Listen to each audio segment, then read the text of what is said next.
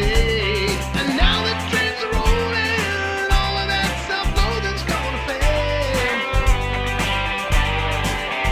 So you better climb aboard, 'cause that engine's gonna roar on down the rail.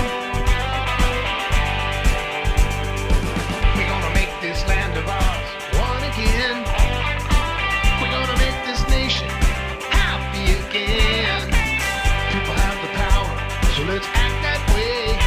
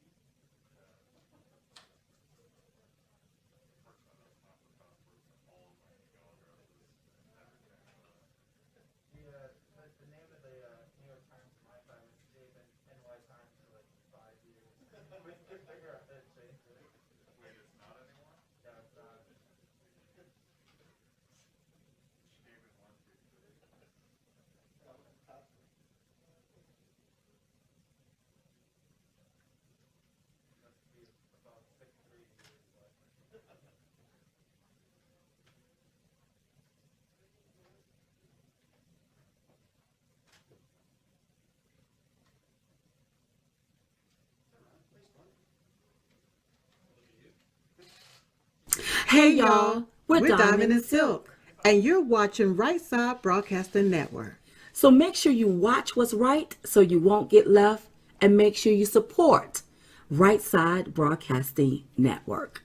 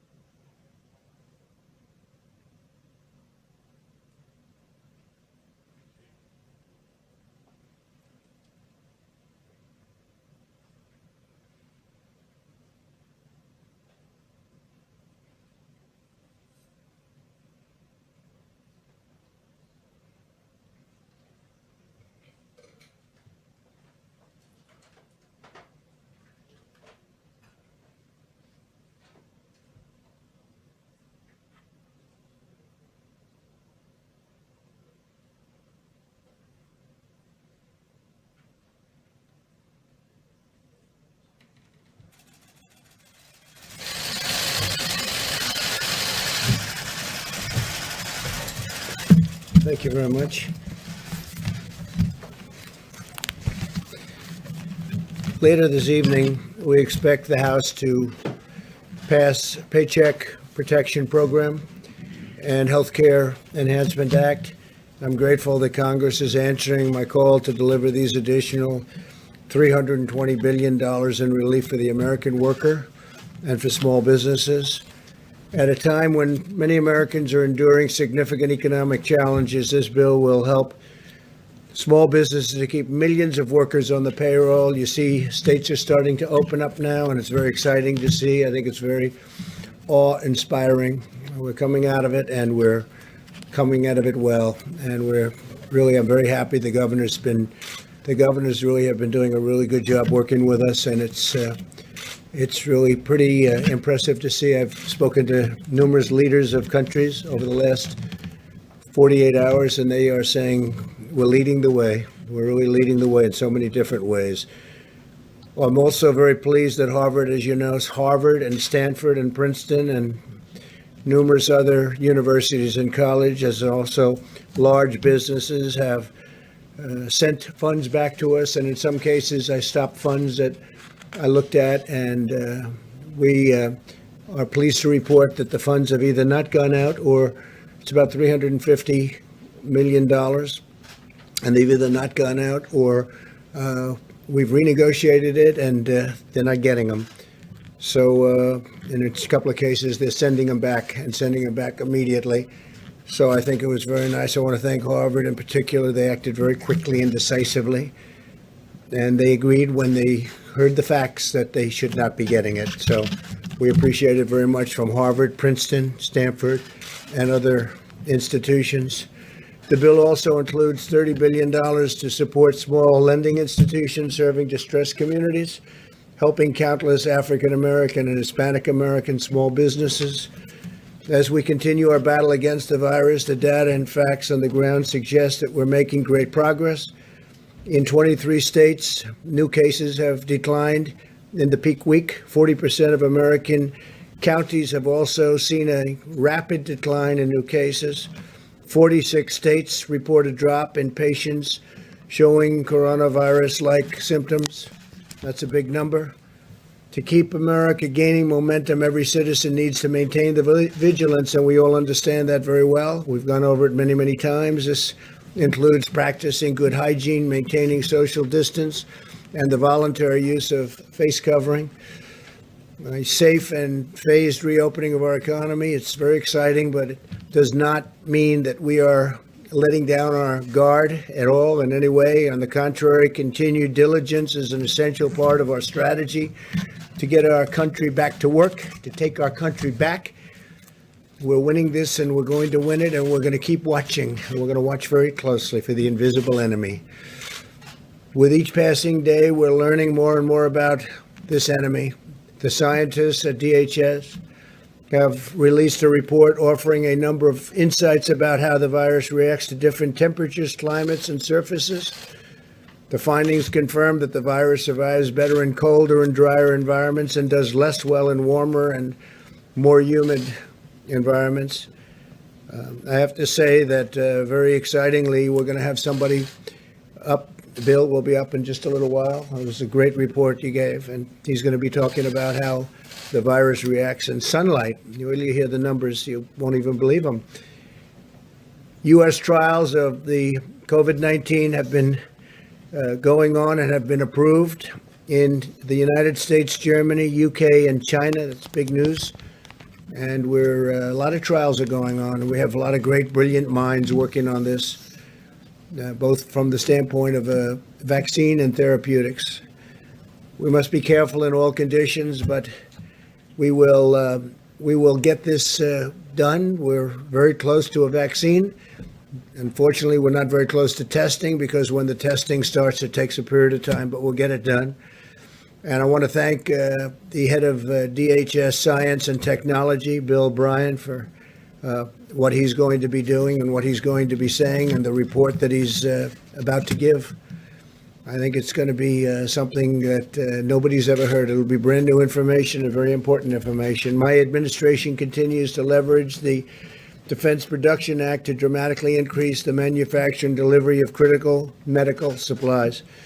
We finalized 3 contracts to produce 39 million more N95 masks in 90 days. And as you know, we're also using a sterilization process, some great equipment that will sterilize the masks up to 20 times per mask. So that's like ordering 20 times more masks. And it's working very well. We just want the hospitals and the institutions where it is to use it. A lot of people don't use it. They're so used to getting a new mask. They don't want to use it. They want to go and immediately get a new one. We're asking them to use the sterilization process. Every bit as good, up to 20 times. Think of that. In addition to ramping up our domestic assembly lines, we also have airlifted nearly 750 million pieces of personal protective equipment into the United States through our Project Airbridge, which has been an incredible thing to watch. It's really a military operation. The Vice President is now providing each governor with an exhaustive count-by-county breakdown of the privately distributed personal protection, and this is equipment and things that are incredible. It's personal protective equipment. It's incredible, and it's all brand new and at the highest level. We're getting only the highest level, and also we're looking at essential gear within their states, and it's being delivered to different states quickly and as we speak.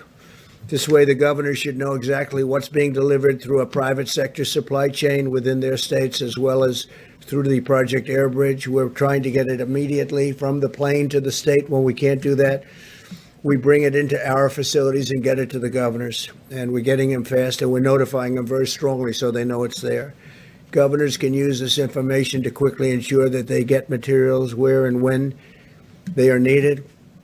Today, I also want to extend my special thanks to our nation's incredible county emergency management teams who have been working relentlessly for weeks around the clock, end on end, to serve their communities, help distribute critical supplies, and save countless American lives. We salute these heroic officials on the front lines. As we continue to develop potential therapies, the FDA has recently begun a national effort to expand access to convalescent plasma donated from the blood of those who have recovered from the virus. The blood of these donors contains antibodies that can potentially reduce the severity of the illness in those who are sick. and frankly, those that are very sick. Nearly 3,000 patients are now enrolled in the expanded access program receiving transfusions nationwide. And I want to thank all of the people that recovered for what they've done. They, as I said yesterday, they raise their hand when they barely can walk and they're saying, I want to donate blood, I want to donate whatever it is that you want because we want to help people. It's really quite incredible. Convalescent plasma will also be used to manufacture a concentrated antibody treatment that does not have to be matched with a particular blood type. This concentrated antibody treatment could be used as a preventative measure to keep healthcare workers and other high-risk populations from contracting the virus in the first place. Very big deal.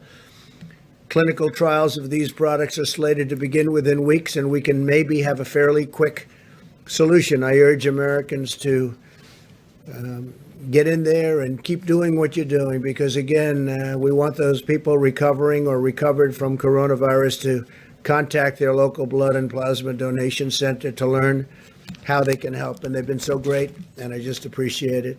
My administration has also partnered with leading, and we have really been establishing some great partnerships with leading technology companies and scientific journals to create a database of 52,000 scholarly articles on the virus that can be analyzed by artificial intelligence. Top AI experts are now using this wealth of data to gain insights into potential therapies. And we're collaborating with tech firms, universities, and our national labs to harness American supercomputers in the search for treatments and vaccines. That search is going on, and it's being, I think you'll see in the future, you'll see it's very successful. Ultimately, it'll be a tremendous success. Great progress is being made at a rapid pace, a pace like no other.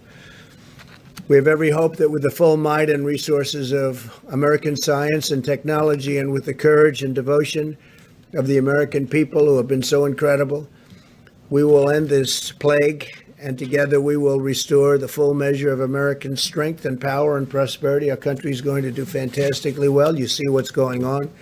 There is a pent-up demand in our country to get it back right where it was and maybe even better, and that's what's going to happen.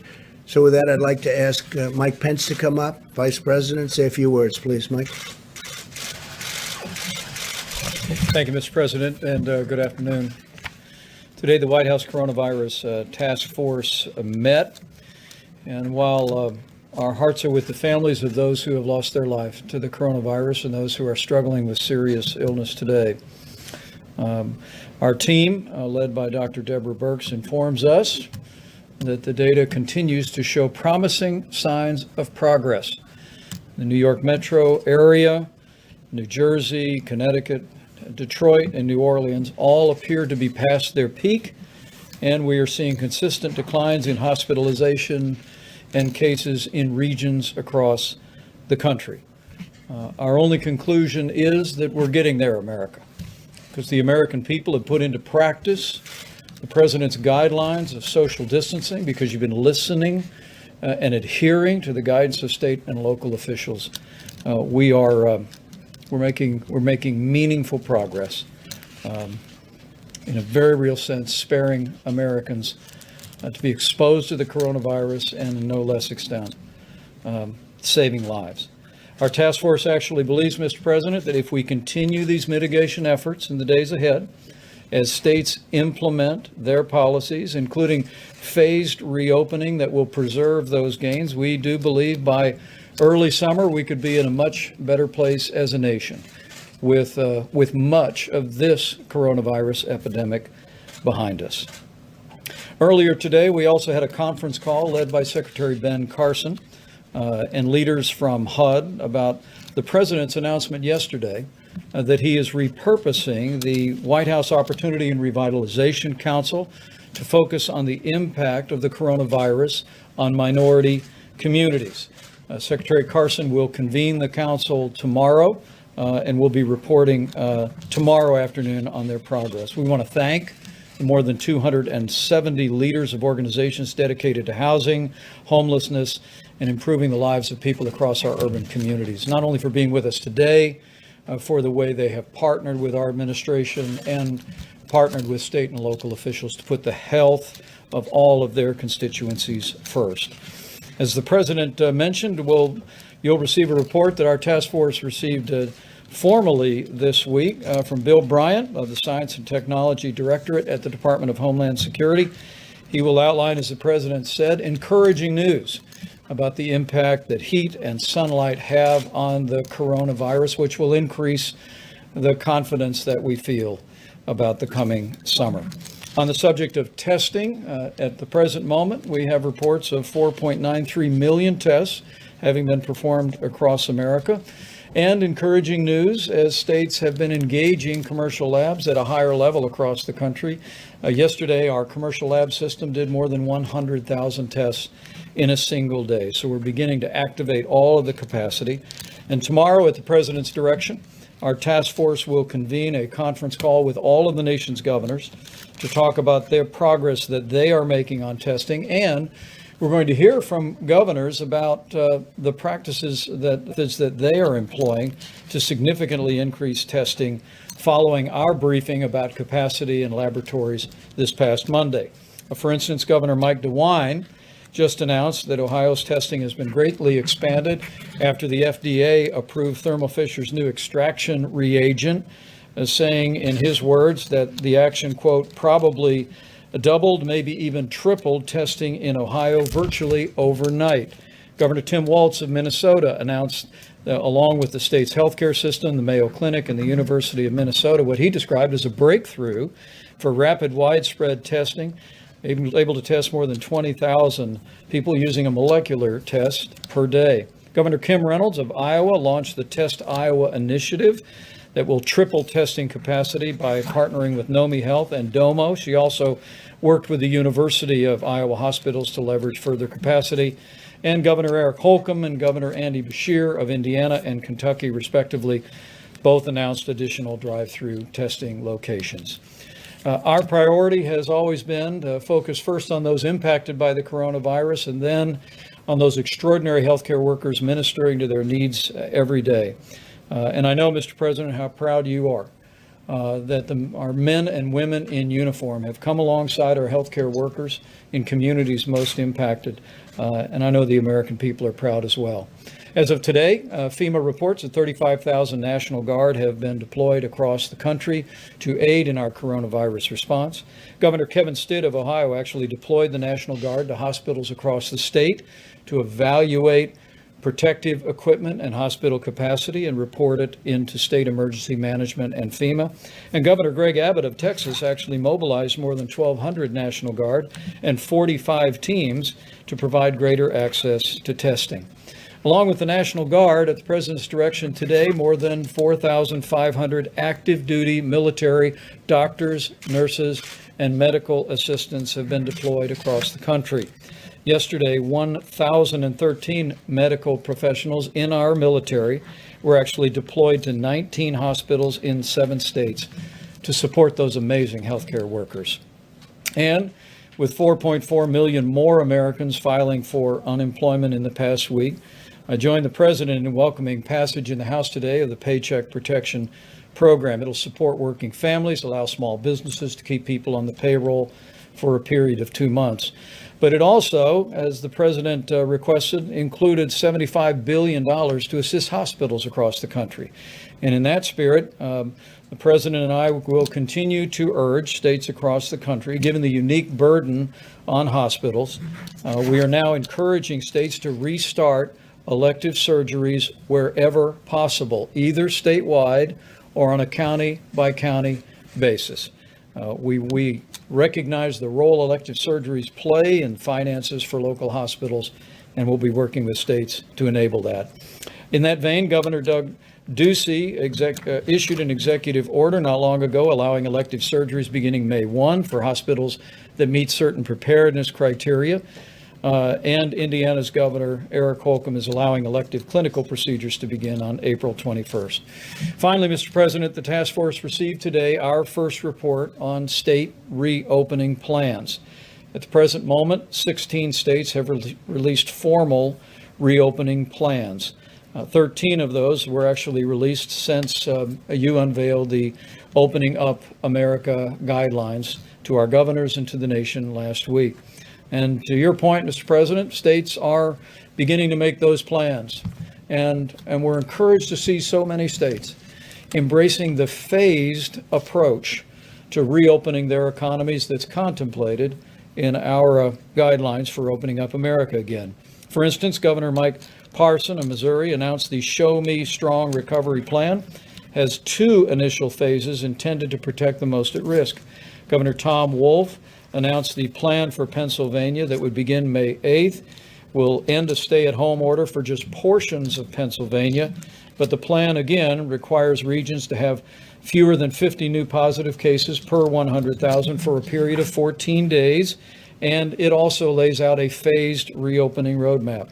Governor Kate Brown of Oregon updated their framework for reopening, doing 3 phases, again, on a county-by-county basis, and Governor Brad Little of Idaho released Rebound Idaho in just the last few days that will consist of 4 phases and require specific criteria that Idaho and businesses need to meet to begin to reopen. Mr. President, with the guidelines to open up America again, states are making plans. And at your direction, our task force will continue to work very closely, providing them with the data, providing them with the resources to be able to implement those plans in a safe and responsible way. So with that, let me just end where I began and to say thank you to the American people.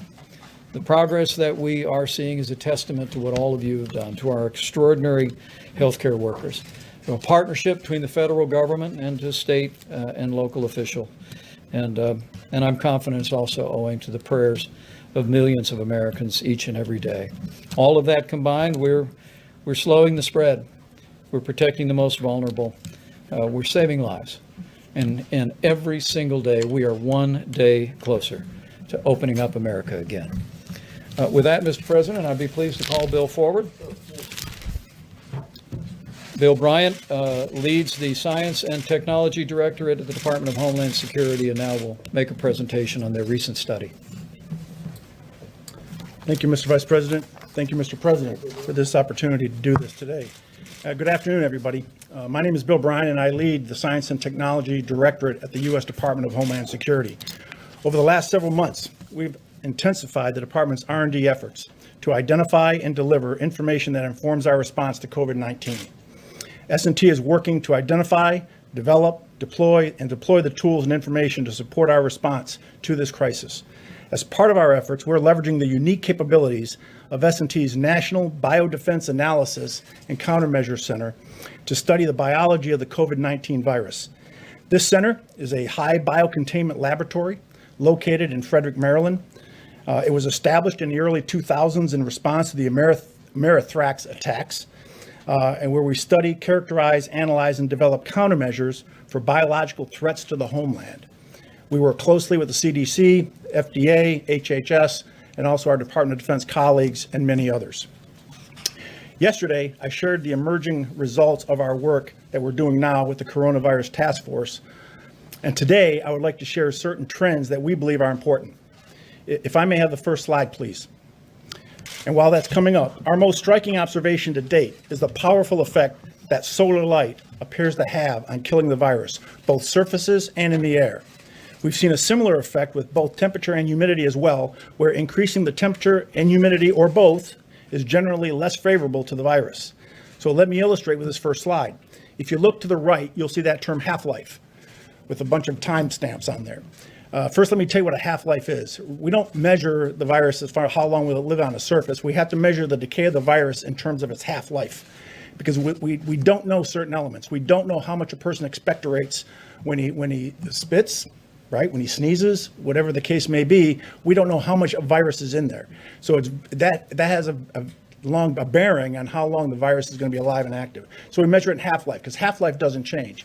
So if you look at an 18-hour half-life, what you're basically saying is that every 18 hours, the life of the virus is cut in half. So if you start with 1,000 particles of the virus, in 18 hours, you're down to 500. In 18 hours after that, you're down to 250, and so on and so forth.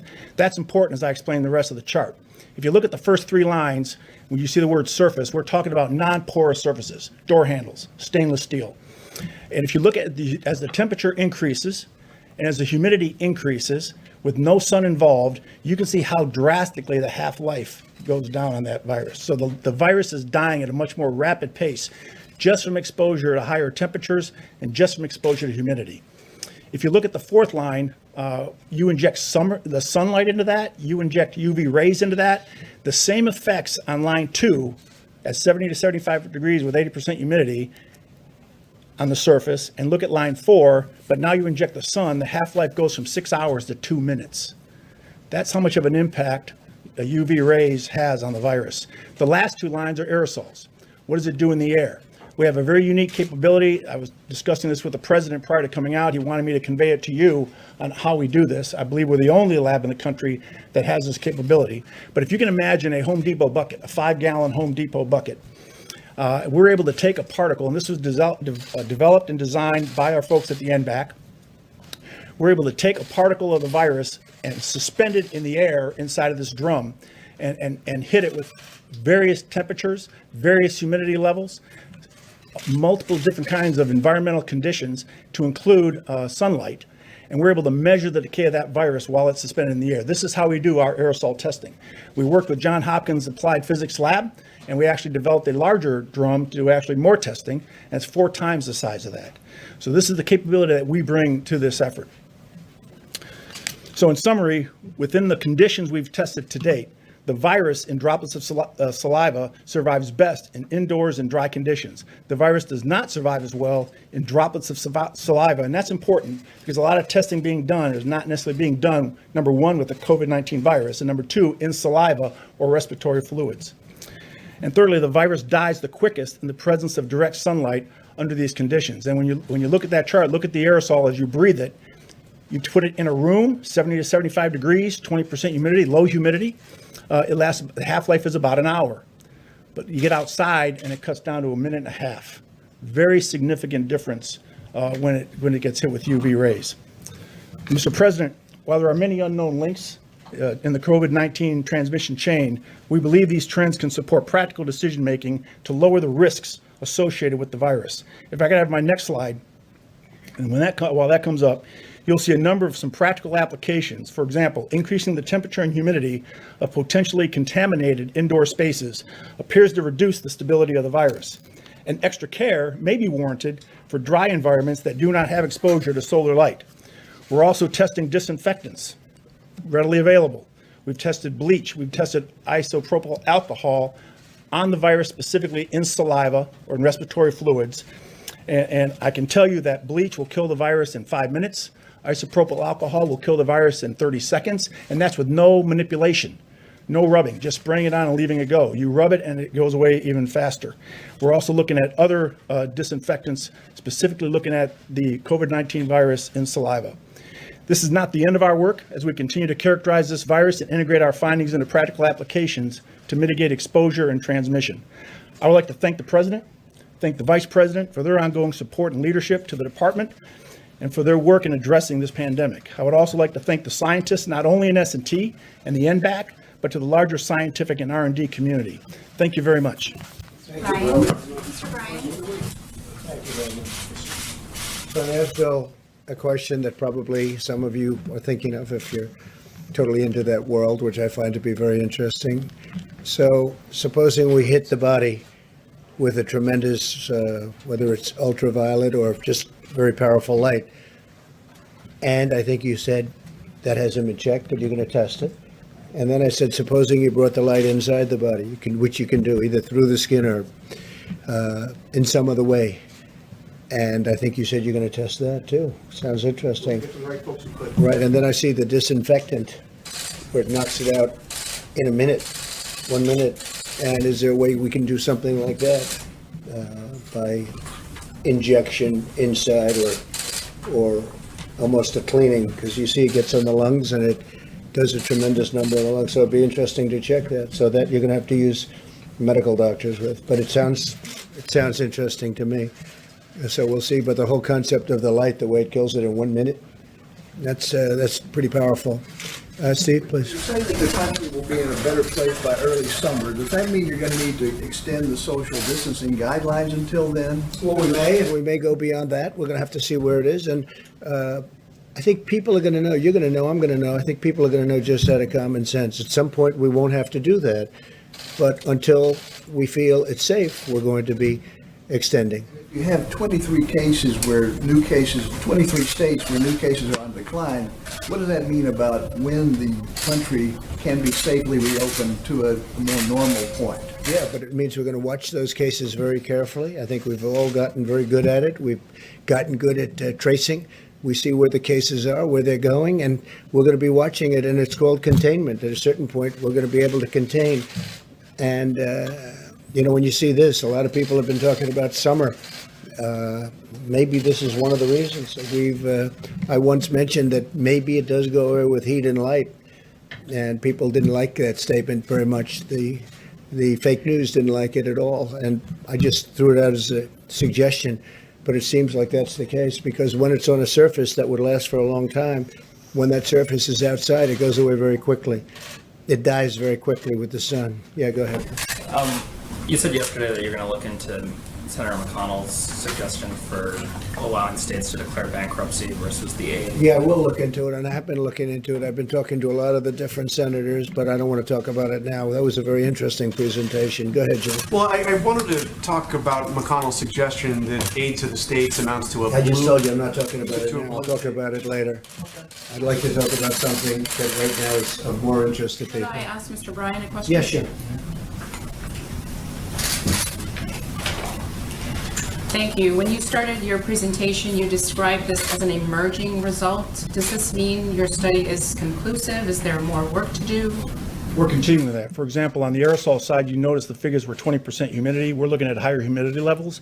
We would expect that we even have a greater impact on the virus. We're looking at other types of disinfectants. And so we're as a scientific community, we're continuing to study the virus to understand its characteristics. Mr. Bryan, can you explain why some hot spots we've seen in the U.S. are hot and humid, like New Orleans, for example? Let me explain. If you look at the coronavirus as a chain with many links, what we've done through our study is we've identified some of the weak links in that chain that the transmission of the virus depends upon. We identified that heat and humidity is a weakness in that chain. We've identified that sunlight, solar light, UV rays is a weakness in that chain. That doesn't take away the other activities, the guidance from the White House, the guidance from the CDC and others on the actions and steps that people need to take to protect themselves. This is just another tool in our tool belt, right? Another weapon in the fight that we can add to it. And in the summer, we know that summer-like conditions are going to create an environment where the transmission can be decreased, and that's an opportunity for us to get ahead. But the president mentioned the idea of cleaner bleach and isopropyl alcohol. You mentioned there's no scenario that could be injected into a person, is there? I mean, No, I'm here to talk about the findings that we had in the study. We don't do that within that lab, our lab. So Are we simplifying through injection? We're talking about almost a cleaning sterilization of an area. Right. Maybe it works, maybe it doesn't work, but it certainly has a big effect if it's on a stationary object. Okay. So how do Brian, you... are we simplifying too much by saying that it'd be better with the warmer weather and the sun coming out more and more, that people would be outside than staying inside their home, confined to the four walls of the house? it would be irresponsible for us to say that we feel that the summer is just going to totally kill the virus and that if it's a free-for-all and that people ignore those guidelines. That is not the case. We have an opportunity, though, to get ahead with what we know now and factor that into the decision makings for what opens and what doesn't. But are you saying on surfaces, the heat, the hot summer, and whatever other conditions, humidity and lack of humidity, that would have an impact? So that on surfaces where it can be picked up, it will die fairly quickly in the summer, whereas in the winter it wouldn't die so quickly. Yes, Mr. President. When it's exposed to UV rays, take a playground equipment, for example.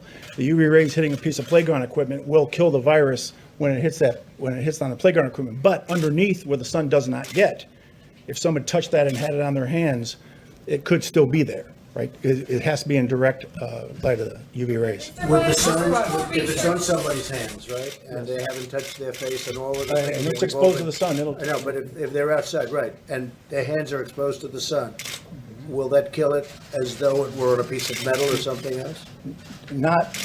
I don't want to say it will at the same rate because it's a non-porous surface, but what we do know is that we looked at the worst case scenario and the virus lives longer on non-porous surfaces. So porous surfaces, it doesn't live quite as long. So in theory, what you said is correct. This is sort of semi-non-porous, right? Yes, right? Yes, Mr. President. Mr. Ryan, how should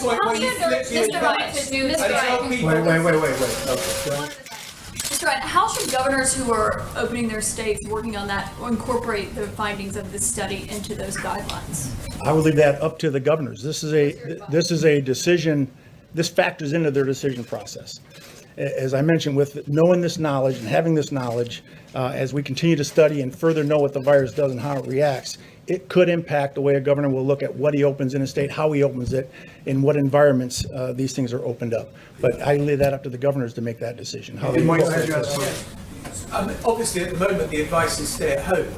By the summer, could we be flipping that and saying you'd be much better off being outside with UV rays, all the humidity that Washington brings in August? I would not go contrary to the guidance that have been issued right now. I think, though, to tell you that if I'm having an event with my family, I'm doing it in the driveway or in the backyard, not inside the house with my children. In fact, I'm thinking about moving outside to the rose garden. No, it's a very interesting question, actually. Okay. Please, Mr. Ryan, how much more research, how much more time would it take to have conclusive results that could be used here? You said these were emerging results. We first were able to receive the virus back in February is when we started testing. And it is a science-based approach. Science is a process. The doctor can attest to that. It doesn't necessarily line up with goals and targets and other things. It is what it is. But we are now starting to get results. And we're every week or 2 weeks, we're starting to find out something new and something different. And in talking to the task force and the vice president, he's already asked us to come to him every time we come up with some new discoveries that we could share to the public. Bill? Yeah, sir, have you compared notes with your counterparts in other foreign governments or in private industry who might have been studying the same thing, and do their findings show the same result that you found here? We do have a very good partnership with a lot of our allies. We work closely with them on this particular topic. We actually authored a document called the Master Questions List. If you go to DHS S&T's website, we've already had about 17,000 hits on this document. It actually outlines what all the countries in the world are doing to fill the certain gaps of knowledge that don't exist within the virus and what we do know. And that is really what targets and drives the science community to say, oh, what don't we know now, so we don't duplicate what other people have done. So we've championed that document. It's well referenced, and I would encourage you to look at that. And we are working with other countries on vaccines, as you know. Yeah, go ahead, please. Thanks, Mr. President. If there is a summer ebb with this virus, what would the federal government need to do to take advantage of that time? Say it at the beginning, right? Oh, so if there is a summer sort of ebb with this virus, what would the federal government need to do to take advantage of that time to be better prepared for a possible resurgence in the fall than we were the first time Well, I'll tell you around? one thing. I think a lot of people are going to go outside all of a sudden. People that didn't want to go outside, they'll be going. To me, this was really a very interesting meeting. We covered it in great detail, and these are incredible people at that. We could call it a laboratory because that's essentially what it is. It's a super laboratory. It's a lot of things going on at that laboratory. Right, but A lot of very you- interesting things going on at that laboratory. Yeah. What would you and other areas of the government need to do on testing, for example, or other things like that to be prepared if it came back in the fall? How would you take advantage of the summer?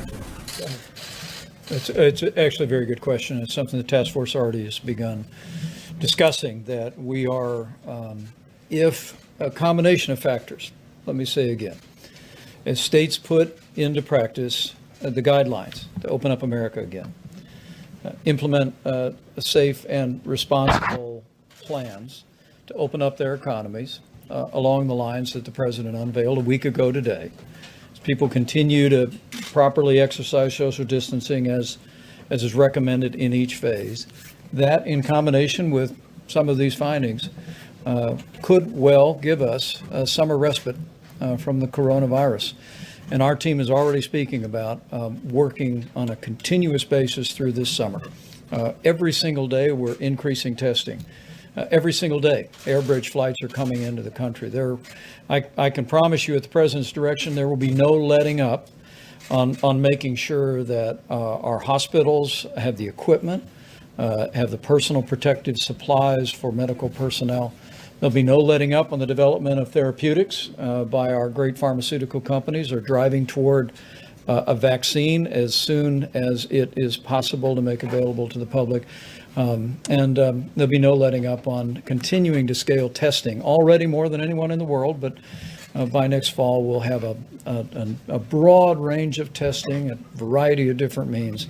And that's why we say with confidence that should the coronavirus reemerge at any point next fall or next winter, we will be prepared to deal with it, identify it, do the contact tracing and isolation to ensure that we deal with this epidemic in the manner that we deal with infectious diseases.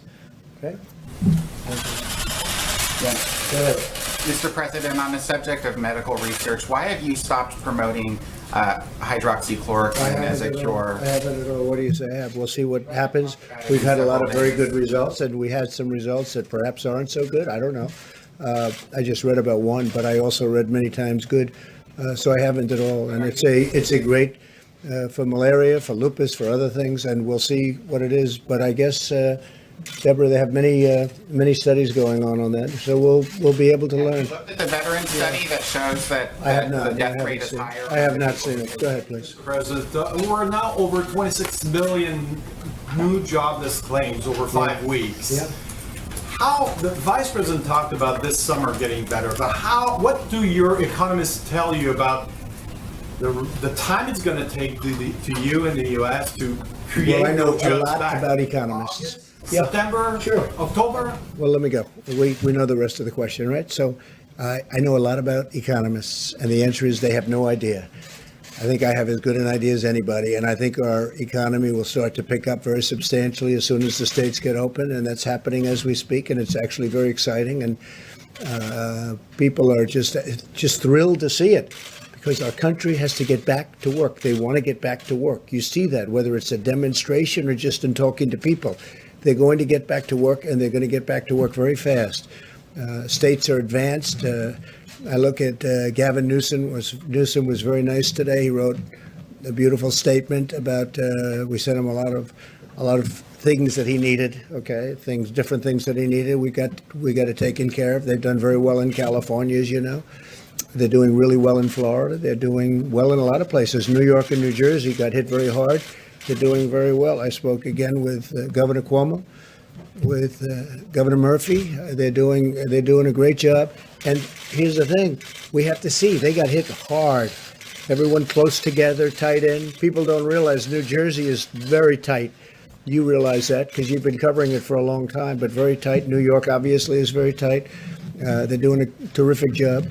I think for the most part, I'll be able to tell you when it's all over, but a lot of the governors have done a really terrific job. Some I don't think have, to be honest, but we'll be talking about that in the future. Yes, go ahead. Thank you, Mr. President. In a new interview today with Time Magazine, Dr. Fauci said that the U.S. is not in a situation where we can say we are where we want to be with regard to testing capacity.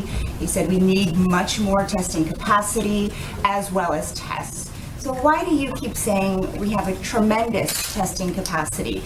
And do we have a national strategy that goes beyond tracking just what the states are doing? The answer is yes, and the answer is, as you know, and as I've said many times, we're very advanced in testing. Other countries are calling us to find out what are we doing. And by the way, within 2 weeks, you'll see numbers and you'll see different forms of testing, just like we came up with the Abbott Laboratories machine, which gives it to you in 5 minutes that everybody wants. Everybody's asking, can we get that? But you can only make them so fast. But as you know, we've done more testing than every other nation combined. And that's a big statement. And, you know, when they talk about different tests and different things, we're also a bigger nation than most. And so when they look at statistics, because statistically we're doing phenomenally in terms of mortality, in terms of all of the different elements that you can judge. When you look, Germany and ourselves are doing very well. We are very accurate in the reporting of numbers. In fact, I'll go a step further. As you know, in New York, they actually added quite a few deaths to a list that was done in New York, and they added a number of deaths. We're very, very highly accurate. And then you'll look at certain lists of other countries. Some are so obvious just to look at, where obviously the number is ridiculous in the form of low, because they're not accurate counts. They're not even close to accurate counts. In fact, they're insulting to look at them. So we've done very well. Again, testing, we're doing very well on testing. We've tested far more than anybody else anywhere in the world. And within a short period of time, you'll be hearing about new tests that are coming out that are going to be incredible. Steve, go Dr. ahead. Fauci, that we're just not there yet? No, I don't agree with him on that. No, I think we're doing a great job on testing. I don't agree. If he said that, I don't agree with him. Yes. Considering ways to ramp up production of that Abbott rapid test. Yeah, well, they're doing it. I'll tell you, Steve, they're doing it at a level that they've never done it before. Abbott is a great company. It's a very big, highly respected company. They came up with this machine where you do it. I've done it both ways. I've done it this way, and I didn't like it, and I've done it the Abbott way, where you literally just touch, and 5 minutes later, you know the answer. And we use them in the White House. I think you folks have been given that opportunity, which is much more pleasant than the first way that they looked at you, right? We're making them hundreds of thousands of machines. The advantage to the other tests and the laboratory tests, so we can get millions and millions of those tests done. It takes a day or 2 days, but, you know, because it's really a delivery situation more than anything else. The test itself goes quickly once it gets to the laboratory. But as we have found, and as we have, I think, shown everybody in the room, we have many laboratories. We have so many laboratories. Nobody, a lot of the governors did not know that we had this capacity, but we have many laboratories all over our country. Every state has laboratories, and some have a lot of them. So I think we will come up with things as time goes by. Again, when I started, we started with nothing, essentially. We started with a broken test, a test that didn't work. We started with a test that did very few people, not millions of people. The problem is, if we did 350 million tests, one for each person, the media would say, oh, you should have done 2 for each person. No matter what you do, it doesn't make any difference. It's just like the ventilators. I talk about it all the time. Nobody ever mentions ventilators. One of the hardest things are ventilators. And now we're making thousands a week, thousands of ventilators. And they're calling from Mexico. They're calling from many countries. I've received today 4 calls. Would it be possible to send ventilators? All right. I got 4 calls today. I got 3 calls yesterday. No country is equipped like we are. We have 11 different places making ventilators. Our country, as you know, doesn't need them now. Our governors are very happy. But that's different than tests, because with a test, you can always say, oh, we need more. No, I think we've done incredibly well obviously with ventilators. We also have 500 million masks that are very shortly going to be here. We've made millions of masks. We have ordered millions of masks that have arrived and been distributed. We gave one hospital in New York City 300,000 masks. Before the virus, they were using 10,000, and now we got them 300,000, and they got rid of them very quickly, which I sort of say, how did that happen? Why? Because they became very valuable, the masks. So I say, how did that happen? But we've done an amazing job, and we've worked with the governors. And when the governors weren't able, again, they're the first line. When they weren't able to get something like ventilators, they couldn't get ventilators. They could have bought them. You could have bought them, but many of them chose not to. So they all needed ventilators. We got the job done. I'll be introducing the team when we're finished with this whole nightmare, this whole curse, this whole plague. But the team that worked on the ventilators was incredible. And the team that and it's a little bit interchangeable, but the team that's working on the testing is truly an incredible team. These are brilliant people. And they're doing it for the country. They're not doing it for other reasons. Some have been very successful. They're doing it for the country. Mr. President, Yes. the House has now passed, since you were here, the relief bill. Right. I'll be As you know, signing it probably tonight. As you know, there's no aid to states and localities in that bill. Mitch McConnell, of course, has talked about states seeking bankruptcy protection.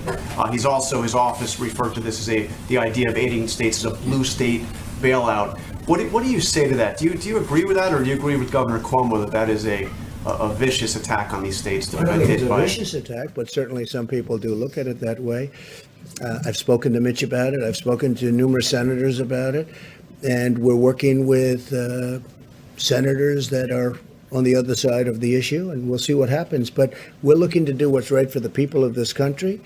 We're looking to do what's right for a particular state, and we'll see what happens. But it's certainly the next thing we're going to be discussing, because some states have, in all fairness, John, some states have not done very well for many years, long before the virus came. You know, you can't blame the plague, this horrible plague that came in, and all of a sudden, you know, they can't blame that. You look at Illinois, he's got a lot of problems long before the virus came in. And so we'll be talking about it. It'll be a subject for a period of time. And right now we've made this incredible deal for the workers and for small business. And I'm very happy that Harvard didn't get covered. We actually never sent them the check, but they were very nice about it. We never sent them the money. The old-fashioned way is the check. The new way is send them the money. And we didn't send them the money. And but they were very understanding, and they were very nice about it. So was Princeton, so was Stanford, so were a number of other schools that you just don't associate with this money. So were big companies, as you know many of them. It was a relatively small amount of money compared to the whole, very small amount of money compared. But we wanted to be fair. We wanted to go to the people that it's supposed to go to. Are you open to this idea of state and local? I'm open to ideas that are going to be great for the people of this country. And if we can help states, we're always going to help states. Now, there's different ways of helping states. Some ways are better than others. So we're looking. It is interesting that the states that are in trouble do happen to be blue. It is interesting. You know, if you look around, I mean, the states that seem to have the problem happen to be Democrat. And New Jersey got hit by this, you know, but this New York virus and New really Jersey hard. were in a lot of trouble Massachusetts. long before the plague came. And they were, you know, they had a lot of problems long before the plague came. I spoke with Governor Cuomo about it, spoke to Governor Murphy about it. I spoke with Gavin Newsom about it. And I'm speaking to a lot of people about it because it's probably going to be the next thing on the list. A lot of people understand very well what Mitch is saying, and they also understand the other side of the problem, and I'll be speaking about it. We're going to do the right thing for our country, the right thing for our country, and the right thing for a lot of great people. Okay? Yeah, please. Mr. President, after the presentation we just saw about the heat and the humidity, is it dangerous for you to make people think they would be safe by going outside in the heat, considering that so many people are dying in Florida, considering that this virus has had an outbreak in Singapore, places that are hot and Here are we go. humid? Here we go. The new headline is Trump asks people to go outside. That's dangerous. Here we go. Same old group. You ready? I hope people enjoy the sun. And if it has an impact, that's great. I'm just hearing this, not really for the first time. I mean, there's been a rumor that, you know, a very nice rumor that you go outside in the sun or you have heat and it does have an effect on other viruses. But now we get it from one of the great laboratories of the world, I have to say. Covers a lot more territory than just this. This is probably an easy thing, relatively speaking, for you. I would like you to speak to the medical doctors to see if there's any way that you can apply light and heat to cure. You know, if you could, and maybe you can, maybe you can't. Again, I say maybe you can, maybe you can't. I'm not a doctor, but I'm like a person that has a good, you know what. But sir, you're the president. Deborah, have you ever heard of that? The heat and the light relative to certain viruses, yes, but relative to this virus? Not as a treatment. I mean, certainly fever Yeah. is a good thing. When you have a fever, it helps your body respond. But not as, I've not seen heat or light. I think it's a great thing to look at. I mean, you know, okay? Respectfully, sir, you're the president, and people tuning into these briefings, they want to get information and guidance and want to know what to do. They're not looking for rumors. Phil, I'm the president, and you're fake news. And you know what I'll say to you? I'll say very nicely, I know you well. I know you well, because I know the guy. I see what he writes. He's a total faker. So are you ready? Are you ready? Are you ready? It's just a suggestion from a brilliant lab by a very, very smart, perhaps brilliant man. He's talking about sun, he's talking about heat, and you see the numbers. So that's it. That's all I have. I'm just here to present talent. I'm here to present ideas because we want ideas to get rid of this thing. And if heat is good and if sunlight is good, that's a great thing as far as I'm concerned. Go ahead. Mr. President, you talked a moment ago about vaccines and that we're close. How close do you think the Oxford University study says they could have one by September? Do you think the pharmaceutical companies in the US around They the could world have one of what? could have a vaccine ready, tested by Oxford's one, September? Johnson & Johnson is working. They're also working together. You have many companies working together on a vaccine. But then do you think they can scale up production and the pharmaceutical companies will be able to do that quickly? We'll scale it up. If we had a vaccine, it'll be scaled up very quickly. In fact, some of the companies, Johnson & Johnson is one, is scaling up already before they have the final answer. A number of companies are doing that. You'll save a lot of time. The normal is you scale up after. I have to say the FDA has been fantastic. Stephen Hahn, Dr. Hahn, has been fantastic. They're moving along rapidly. Would you say, would it put a time scale on when you No, I think don't want to put a time scale because then the media, the so-called media, lamestream media will say, he said a time. I don't want to say times because every time I say a time, if you don't hit it, they'll say, so I don't want to talk about time. But I will say that there's been tremendous progress made over the last month. And can I just ask a very quick question? You spoke to Boris Johnson this week. I just wonder how he sounded, how he was. When do you think he'll be back at work? He called me a few days ago. I will tell you, he sounded incredible. I was actually surprised. I thought it'd be like, oh, Donald, how are you? He was ready to go. I'm very surprised to tell you this. It's like the old Boris. Tremendous energy, tremendous drive.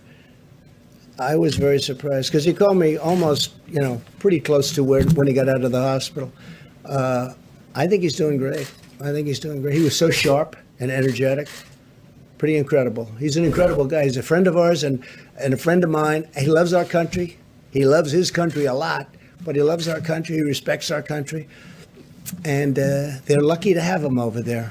Please. Mr. President, you a couple days ago said that you might reach out to Kim Jong-un directly, but also that you were working to find out if those reports about him being in possible medical trouble were true. I'm wondering if you've either... I hope he's not in medical trouble.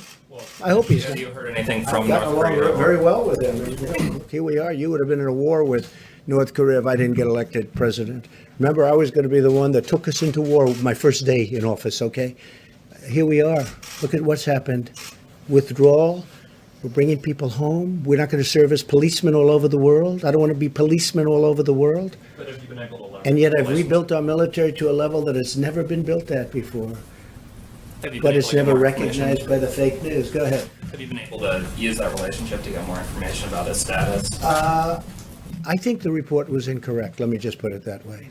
I think the report was done by a network that was incorrect. I'm hearing they used old documents, but that's what I hear. I hear the report was an incorrect report.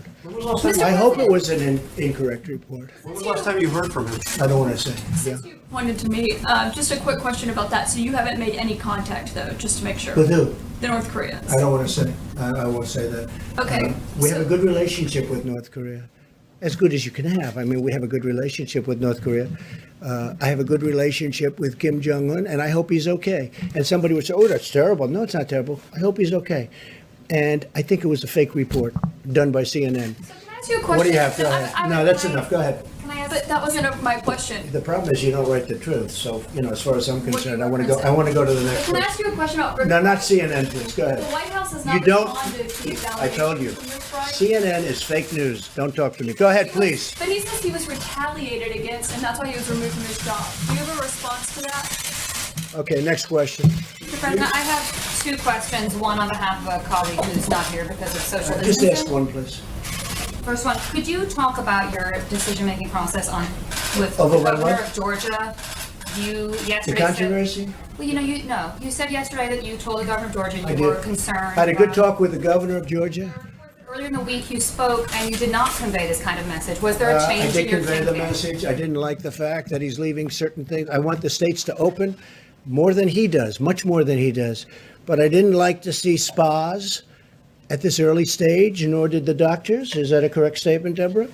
I didn't like to see spas opening frankly, I didn't like to see a lot of things happening, and I wasn't happy with it. And I wasn't happy with Brian Kemp. I wasn't at all happy because, and I could have done something about it if I wanted to, but I'm saying let the governors do it. But I wasn't happy with Brian Kemp. Spas, beauty parlors, tattoo parlors, that. And by the way, I want them to open, excuse me. I want them to open, and I want them to open as soon as possible. And I want the state to open. But I wasn't happy with Brian Kemp. I will tell you that right now. Yeah, go ahead. So are you surprised he defied you on that? Because No, you he made it didn't. clear. No, he didn't defy me at all. That's your language. He didn't defy me. You know what happened? I said, you make your own decision. I told him that. I said, you're not in the guidelines, but I'm letting you make your own decision. But I want people to be safe, and I want the people in Georgia to be safe. And I don't want this thing to flare up because you're deciding to do something that is not in the guidelines. And I went to Deborah and Dr. Fauci and other people, and they weren't thrilled about it. And I could have stopped them, but I decided, and we all agreed, they got to watch it closely. So we'll see what happens. I told him very distinctly, I said, Mike was there, I said, you do what you think is best. But if you ask me, am I happy about it? I'm not happy about it, and I'm not happy about Brian Kemp. Go ahead. A question for Dr. Birx, if I may, Mr. President, about the rate of the decline of the curve in the U.S. You and the Vice President tonight talking about meaningful progress, promising progress. Could you speak to the rate of decline of cases in the U.S.? If we could do it quickly, that'd be great. If you're satisfied with the decline. You have to ask the question, but you do see it. And if you have any information from other countries that would inform us about the decline. Yes, so many of you, and I've spoken to all of you from this podium about there's weekends difference in reporting, often a spike on Monday. If you look at Mondays over Mondays, if you look at 7-day reporting, we are starting to go down. We had a long flat peak, largely driven, of course, by New York, which is about 45% or so of the cases. As New York goes down, so will the rest of the country have a decline, even more accelerated. I want to say, though, we have had outbreaks.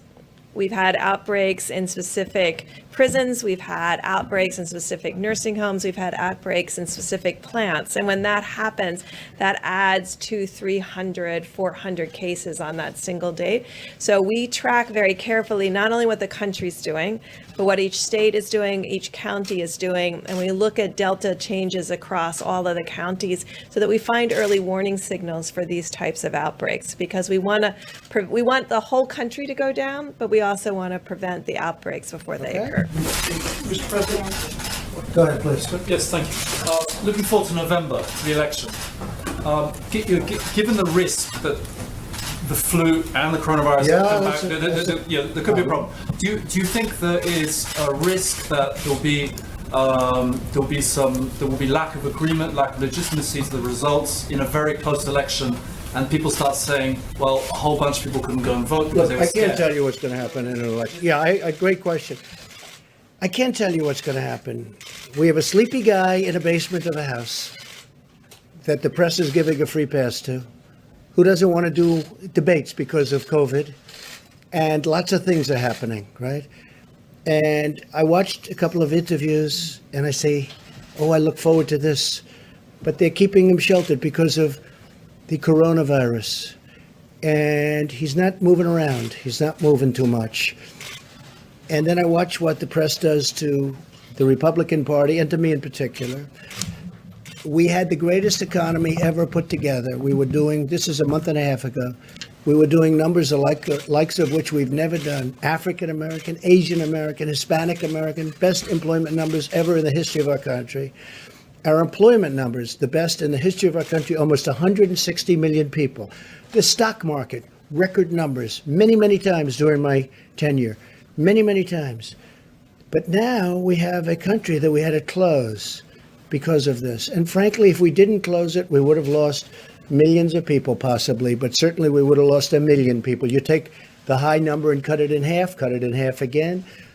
But whether it would have been 600, 700, 800, you take a look at the travesty that there is. You take a look at this horrible, horrible scene of hospitals with bodies and black body bags, right? Multiply that times 10, 15, or even 20, because that would have happened. So we did the right thing. So far, we did the right thing. So far, we've called it right.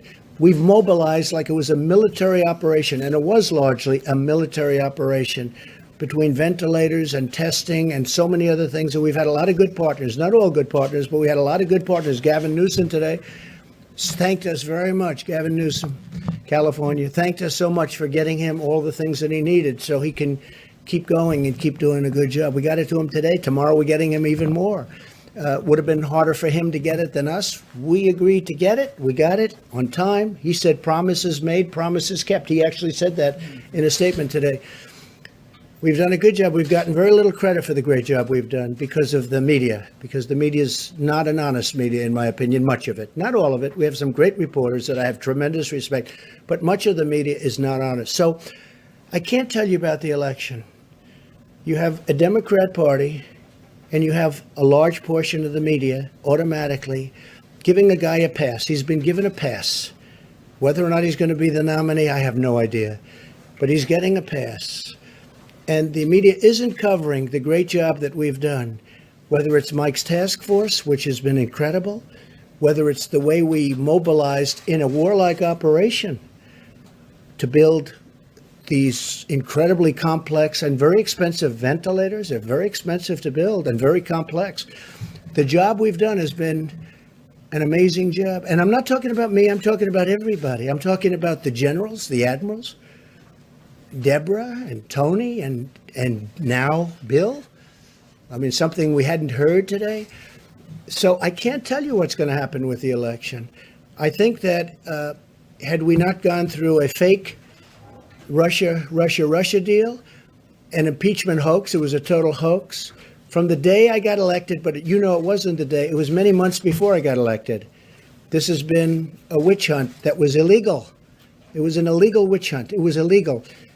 And with all of that, I'm doing fine because the people see we're doing a great job. And you know what? We'll continue to do a great job. If we had an honest press, this country would be even greater. Thank you. Thank you very much. Another whistleblower complaint, Mr. President? That's what Rick Bride says he's going to file. Are you concerned about that?